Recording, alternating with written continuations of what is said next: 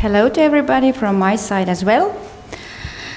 My name is Ines Vali, and I'm coming from National Audit Office of Estonia, and my purpose today is to describe how we use the results of audits in favor of local governments in Estonia. So I think everybody agrees that audit results should be not forgotten, and all recommendations we make should be implemented. So I'm going to describe a couple of methods we use, how we outline and emphasize audit results. First, I'm going to talk about audit about prevention of corruption. Then I'm going to move to an overview of problems with the audit of annual reports. And finally, I'm going to tell about audit organization of the activities of internal control systems. So let's start with the prevention of corruption in the transactions of local governments. First, I'm going to tell you really briefly what we actually investigated, what we wanted to know. So we wanted to know how the restrictions imposed on officials by law been adhered to in the transactions, and do the internal control measures actually reduce the risk of restrictions being breached. So to get to know that, we audited economic transactions by 10 local authorities to ascertain whether or not officials have abstained from taking part in transactions and making decisions that are prohibited by law. And we also evaluated the adequacy of the internal control systems to get to know, do they help to avoid these transactions prohibited. So what we found out? That the performance of the obligations established for prevention of corruption is not actually a priority for local government leaders. And this has resulted in repeated breaches of the Anti-Corruption Act.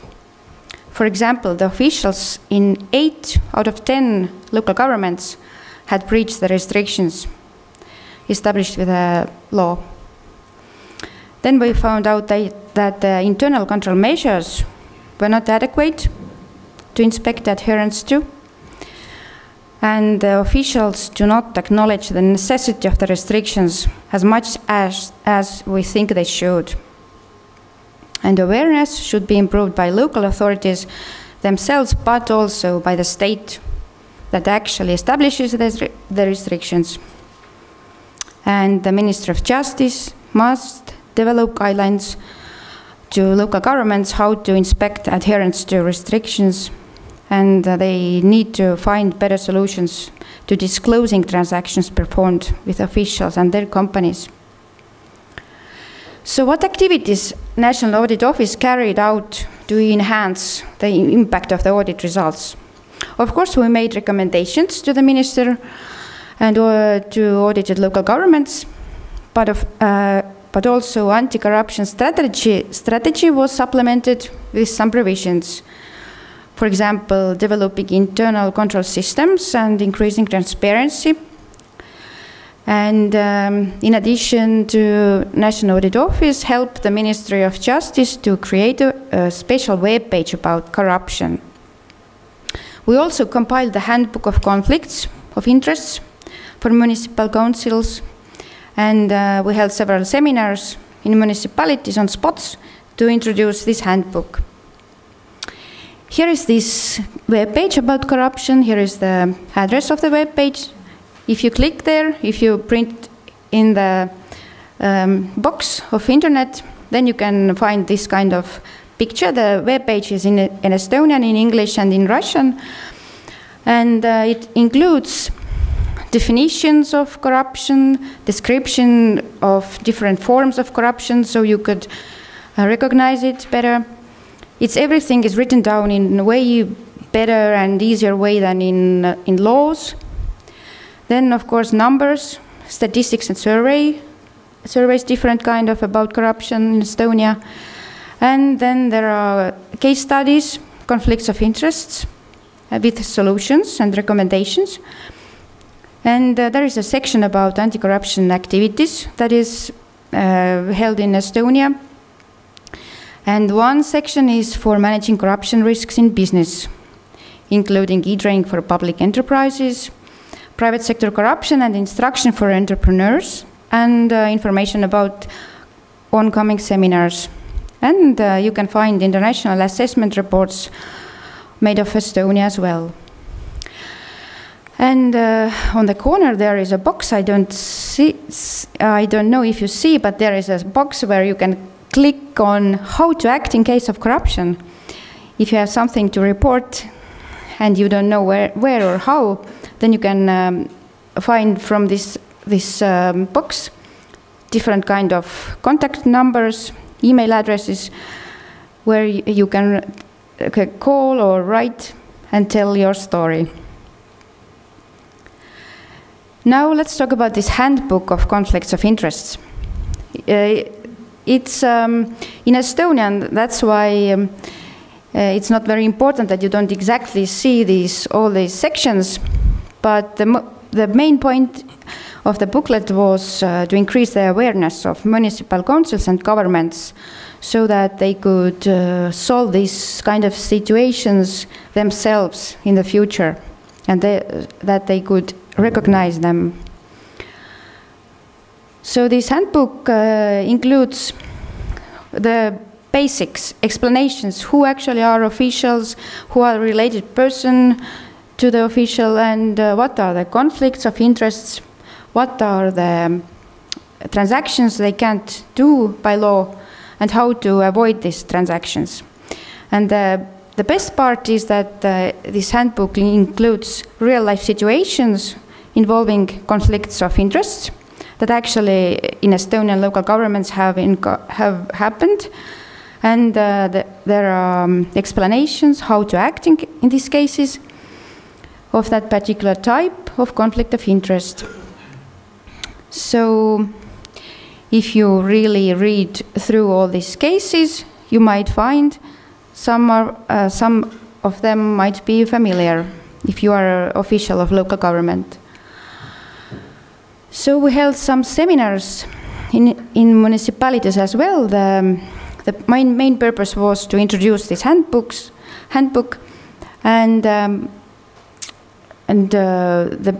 structure was the same. First, basic remindings of who are officials and who are the people related to them, what kind of restrictions apply to them, and these real-life situations, and with detailed explanations how to act in case, and whether the situation is corruptional or not.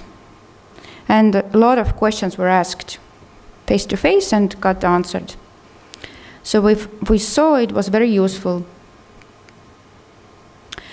Now let's talk about an overview of problems with the audit of the annual reports of local governments. The purpose of this overview was to find out, does this mandatory annual audit actually improves the quality of local government's financial information? And another purpose was to investigate who are the main users of the financial information of local governments and what are their needs, and to which extent that actually their needs have been taken into account. So we sent a survey, one survey to local governments and the other one to private auditors who actually audited local governments. We organized different kind of discussions and interviews for representatives of local governments and to main users of the financial information. And we mapped down most important areas for local governments as part of public sector. And we analyzed the results of quality control that is carried out by the Board of Auditors. In the course of this overview, we actually didn't look at the auditors' work papers and didn't assess the quality of their work ourselves, but we used the quality control carried out by Board of Auditors. So we found out that actually almost 60% of auditors do not cover important areas for local governments. For example, like they don't look at the compliance with a financial discipline, they don't actually go into budget execution, and they don't audit transactions with associated parties. There were some auditors who really did, but most big part they didn't. And then we got to know that auditor exchanges too little information with the most important users of the local government's financial data. Like 85% of auditors agreed that the local government's government, council and revision committee, they use the data the most, but however, they don't exchange information. 23% of auditors said that it's not only their fault, but there is lack of interest from local government side as well. Then we got to know that this current short form of auditor's report actually does not give enough information for the users, for the information users, because they want to know what was actually audited, what auditor does. They don't understand how it was audited and what results was derived. And many auditors considered that the preparation of them and instruction was insufficient as well. So what activities we carried out to add the value for our audit results? Of course, we made recommendations, and as a result of these recommendations, the Board of Auditors, who is actually a public-private network of audit firms who audit local governments, this Board of Auditors worked out guidelines, special guidelines for auditors that included special questions about local government specifics. So this, while they carry out these annual reports, audits, this should enhance the quality of audits in the future. Then, in cooperation with this Board of Auditors and with the Ministry of Finance, we held a seminar for private auditors where we talked about these shortcomings and problems, and a more detailed form of the auditor's report that wasn't compulsory before will be put in the practice. We know that the Parliament already has framed a draft, so this detailed form will provide information what was audited in important areas, how it was audited by private auditor, and what was the result. So about this seminar for private auditors, as in the audit report, we can't actually put inside very detailed information because people who read it is Parliament and public, and they're not very professional in these areas. So in this seminar, we had a chance to go down in really detailed problems, and we could explain very deeply, and we got many questions asked. So this explained us that auditors really wanted to actually know what was wrong, how to make it right. And another thing was we underlined in the seminar who are actually the main users of this financial data. Actually, that means we explained to auditors who rely on private auditors' work the most and how they need this data to be audited. And we got to know, for example, here is my drawing, that of course auditors understand that local governments and publicity and maybe banks use this data they audit, but some of auditors didn't know that, for example, Statistics Estonia is using local government's financial data as well, and as we know, Statistics Estonia will send the data to EU institutions who make different kind of comparisons. So if this data is not audited, there might be might be trustworthy enough. In that seminar, we pointed out these local government specific areas, auditors actually they were surprised that the audit does not meet the needs of main users. But if we showed what are the expectations, and when we illustrated with statistics we got from these questionnaires from local governments, they had to agree that yes, they don't actually audit all these areas. So we gave guidelines and instructions and answered the questions.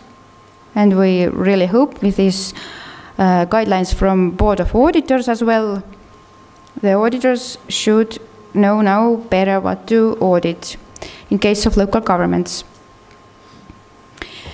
Now about the organization of the activities of internal control systems in local governments. The purpose of the audit was to get to know are there internal audits conducted in local governments and do these audits actually work?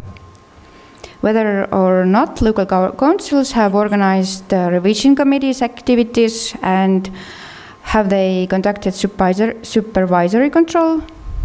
And if a local government employed an internal auditor or financial controller, how their work has been organized. So we found out there is no systematic control of the activities of local governments and the results they achieve. Use of the control options granted to local governments by law does not help to ensure that local governments perform all their tasks well. Then we got to know that revision committees basically have not started to work. That means political control is not working. Only few local governments have conducted supervisory control, and only few local governments have hired a financial controller or internal auditor. The state don't have a systematic action plan for creating the preconditions for financial controllers and internal auditors. And the internal control options must be critically reviewed. We think that officials of the Ministry of Finance and Ministry of the Interior should sit down and come up with a solution. And states should actually focus on supporting the manners of controls with which local governments can and are prepared to develop. So what activities we carried out to enhance these audit results? After mapping the current situation I described, National Audit Office suggested several changes in legislation. The revision committee's rights to assess lawfulness, that was before in the law, were supplemented with the rights to assess purposefulness and productivity. And then the basis of internal audit system and internal audit were added. Then National Audit Office carried out training session for all Estonian municipality revision committees in order to strengthen the internal control systems and the capability of revision committees. We outlined the key points of how the controls should be planned and how to be carried out.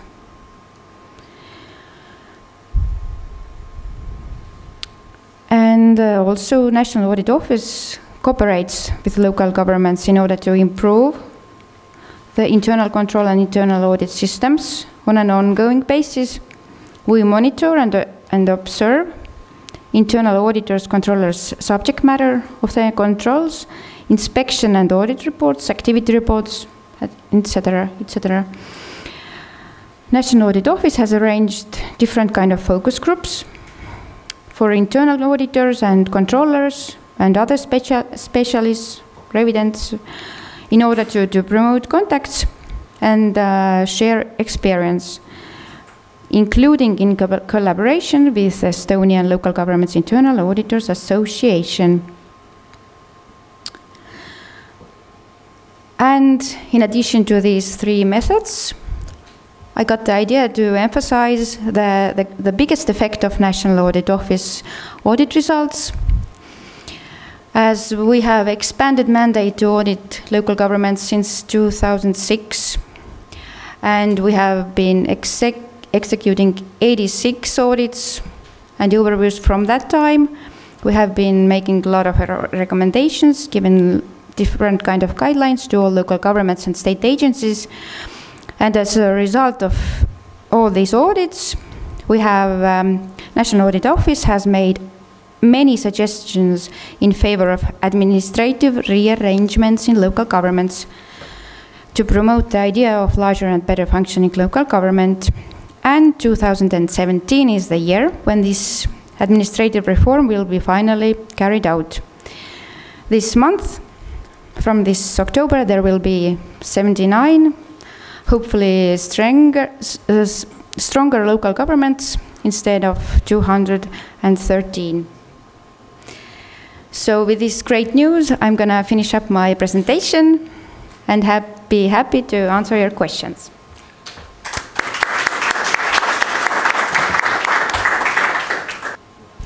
Well, thank you. I am Giovanni from Italy.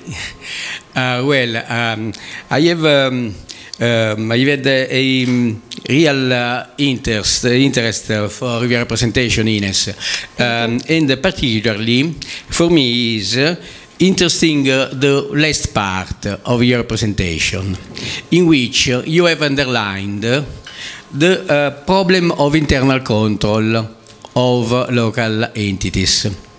Effectively, in our experience in Italy, we have realized in the beginning of the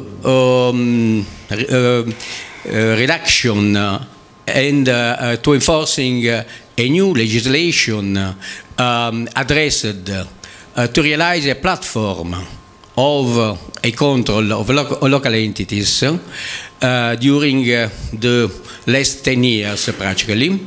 We have, in the first part, considered the internal control of local entities. Practically, we have established the internal control, internal auditors in the local entities that must follow the guidelines delivered by Corte dei Conti. In this manner, we have organized two different databases, in which the first one is the financial data of the budget and final accounts of local entities. The second one is a quality database, practically the series of questionnaires that are delivered by the Corte dei Conti and that must be followed by the internal auditors.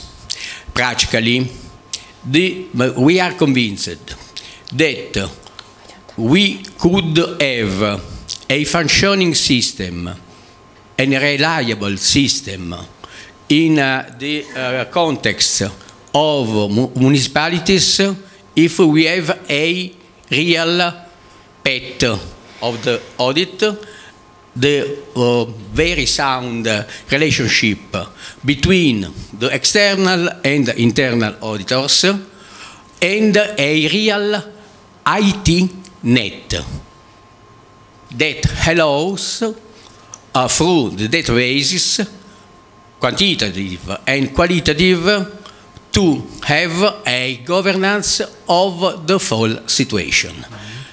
And I confirm the need to have a real activity that is a very important commitment of our institutions addressed to local entities to organize the system.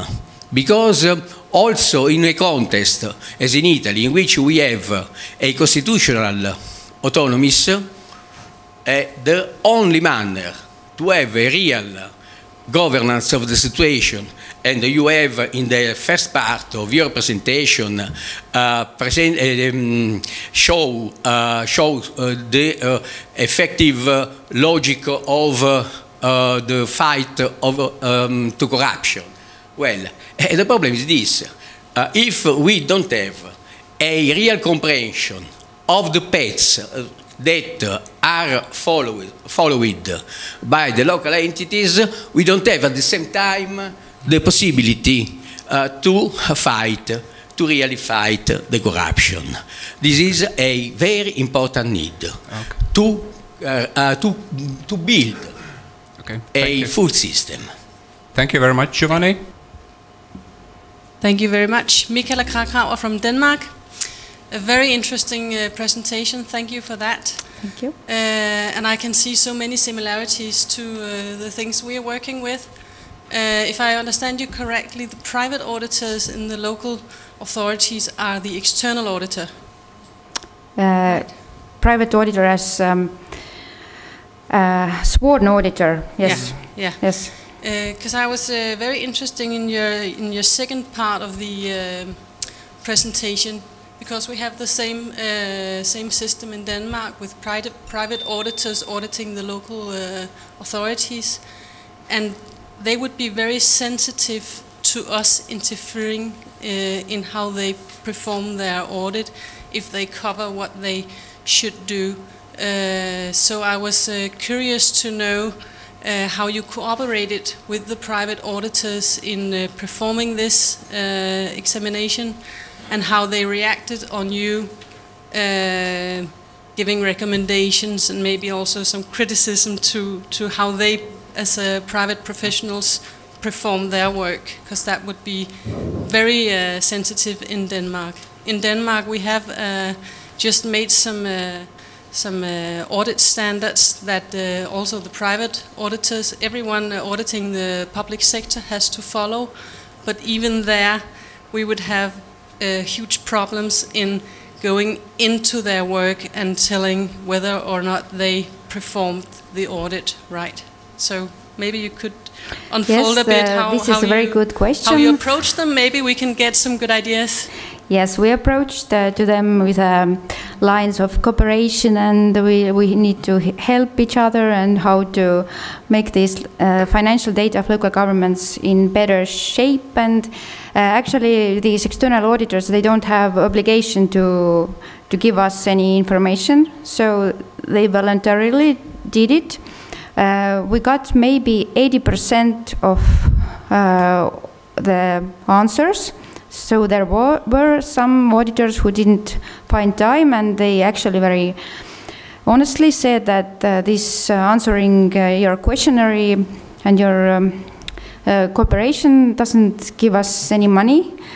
So there were some who didn't find time, but the others, actually, as we can audit the Ministry of Finance, who is responsible for the legal part of the auditing area. So we can, push the ministry, and the ministry can push these auditors. They accredit them, and with this cooperation with the Board of Auditors and Ministry, we actually managed to find out pretty good solutions. We came later together and held this seminar, and of course some auditors were in the opinion that some things we wanted them to carry out during this mandatory audit are special works in additional money. And we discussed that and put like a table together where there were some areas they were left out, as like if local government wants, for example, these procurements, if they want to control these procurements in more deeper way, then they need to pay more, like it's like extra work. But still there was half of our suggestions that were included in the mandatory audit. So it was like cooperation really. What else can I say? Only cooperation, you can't really demand anything, but everybody actually sees the further purpose that to make the data quality better. Shai Mizrahi, Israel. Regarding the activities carried out to increase the impact of the audited reports, specifically as regards seminars. We in Israel have always refrained from holding what might be called further sharing with the audited bodies. It's due to the concern that our findings and recommendations might be misinterpreted because of I would say, more informal contact with the audited bodies. We always prefer to say that we only speak through our reports. I know, again, because of that, of the above concern. I mean, do you have such concerns at all? And if so, how do you tackle them? Thank you. All our findings will be discussed with auditees, like the state agencies, local governments. We always give them the possibility to answer, to give their opinion. So all misunderstandings will come out before. And then if there is a misunderstanding or something else, we correct our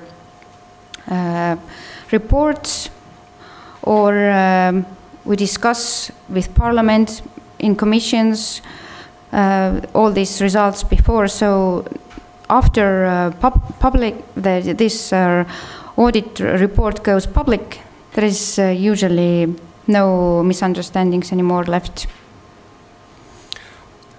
I believe going a step further and providing training and developing informative materials is always a bit of a tricky business, isn't it? Yes. Because there is a thin blue line between consulting and making a greater impact from the audit reports, and from one side, and maintaining auditors' independence and impartiality on the other side. But I believe that's one of the reasons why we are here today, of exchanging those experiences. How do we find and define this thin blue line, so to say? Mm-hmm. Thank you, Ines. Any final questions? For me, just a small clarification. You talked about this handbook of conflict of interest. Who issued this handbook? You, who is? Yes. This was cooperation with Ministry of Finance and Ministry of Justice and National Audit Office. I understand. Not me personally. Okay. No. Yes, the other team. But the principles were discussed together, and so it was issued. Can we find it online? Yes. It's but that website? Yes, but the problem is this handbook is not in English. Yeah. It's in Estonian, but if you here is in my presentation there was some links, internet links. If you click there, you can find it, but it's in Estonian. Actually, it's in my room. I can show the paper version as well, but it's in Estonian. Yes. Okay. Thank you. Thank you very much, dear colleagues. Thank you, Ines, for your thorough presentation and for your questions. Okay. Thank you very much.